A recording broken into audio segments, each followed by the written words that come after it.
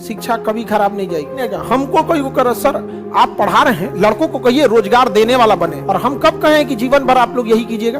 वहाँ के लोग एंटरप्रेन्योर ज्यादा होते, हमारे यहाँ पूर्णिया वहाँ के लोग एंटरप्रेन्योर ज्यादा होते, क्योंकि दिक्कत है नहीं कोई चीज का, खेत है, पढ़े लिखे हैं। हमारे यहाँ मैट्रिक के बाद आदमी सोचता है कि कैसे 2 पैसा कमाए, घर बनवाना है, बाप का कर्जा भरना है, बहन का ब्याह करना है। समझ में आ गया कि नहीं आ गया? आप देखिए कोई इंसान घर बनाएगा इंडिया में पक्का कर्जा में चल जाता है, या कोई अगर बेटी की बहन की शादी किया तो कर्जा में चल जाता है। तो वो आदमी जो एक बहन की शादी में कर्जा में चल जा रहा है, उसको ये समाज वाले आके कह रहे हैं कि तुम व्यापारी बनो, तुम एंटरप्रेन्योर बनो। अरे यार ये एक शादी में कर्जा में चल गया है, फैक्ट्री कौन सी लगाएगा वो? उसको नसीहत आके देता है, एंटरप्रेन्योर बनो। समझ में आ गया कि नहीं गया? हमको कोई वो कर, सर आप पढ़ा रहे हैं, लड़कों को कहिए रोजगार देने वाला बने। आपका ठीक ठीक ठीक, तो बहुत बड़ा व्यापारी बनता है। तुम बच्चों को लोन दिलाओ, फैक्ट्री खोलने के लिए लोन चाहिए, कम से कम 10 लाख लोन। 10 लाख में कुछ नहीं होने वाला है। 10 लाख में कौन चाहिए होगा? पटना में उतना मकान मालिक सिक्योरिटी मनी ले लेगा। कोई गोदाम डालिएगा ना, गोदाम, उसका सिक्योरिटी मनी ले लेगा 10 लाख। कम से कम 20 लाख चाहिए। तुम बैंक से लोन दिला दो 20-20, और उसकी भरपाई ये करेगा कम से कम 5 साल बाद। हम सबको अभी भेजते हैं कि तुम लोग बिजनेस करो। आई हम इसलिए नौकरी के लिए बोलते हैं कि एकदम कम इन्वेस्टमेंट, महीने का 5-7 हजार रुपया लगता है। आप लोग का महीने का खर्च कितना है? 5-7 हजार। 5-7 हजार में आपका भविष्य सुधर जा सकता है। और हम कब कहें कि जीवन भर आप लोग यही कीजिएगा?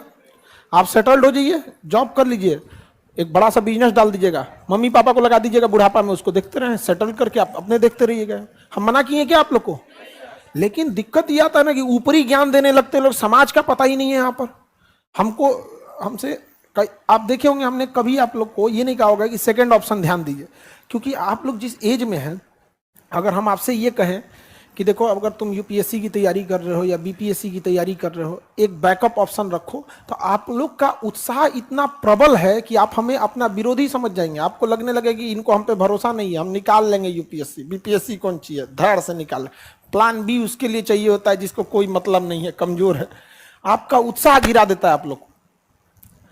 नहीं समझ में आया? इसलिए हमको पता है कि तुम लोग में जुनून बहुत है, इसलिए हम कहते हैं इसी जुनून के भरोसे तुम लोग क्या करो, पढ़ लो। शिक्षा कभी खराब नहीं जाएगी, कभी भी फालतू नहीं जाएगी शिक्षा।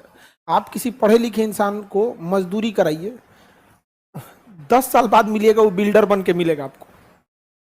वो आज मजदूरी। और अशिक्षा क्या चीज है कि एक लेबर जो होता है वो 10 साल से ईंटा उठा के मिस्त्री को दे रहा है, 10 साल बाद वो पूछता है मिस्त्री से कै बैग क्या मसाला बना दे। अरे यार आप पढ़े लिखे रहते, आपको 6 महीना मजदूरी किया जाएगा, मिस्त्री को बोलने से पहले अच्छा ई दीवार का है, इतना मसाला में हो जाना चाहिए, धड़ाधड़ बना के रख देंगे कि नहीं। आप लेबर पे जाएंगे, लेबर रहेंगे नहीं, फटाक से क्या बनेंगे? मिस्त्री। मिस्त्री बनने के बाद दिमाग लगाएंगे। किसी आदमी से कहिएगा कि अरे भैया काहे हमको कहा, एक काम करो ठेका पे दे दो, हमसे दिहाड़ी पे काम कराओगे तो इतना पड़ेगा, ठेका पे करा दोगे तो इतना पड़ेगा। धीरे धीरे ठेकेदारी का रेंज बढ़ाते रहिएगा, ठेकेदार बन जाएंगे, ठेकेदार के बाद बिल्डर बन जाएंगे, बिल्डर के बाद बड़ा बड़ा बिल्डिंग खड़ा कर देंगे। शिक्षा बहुत बेहतरीन है। उसके बाद सुप्रीम कोर्ट आदेश देगा बिल्डिंग गिराया जाए।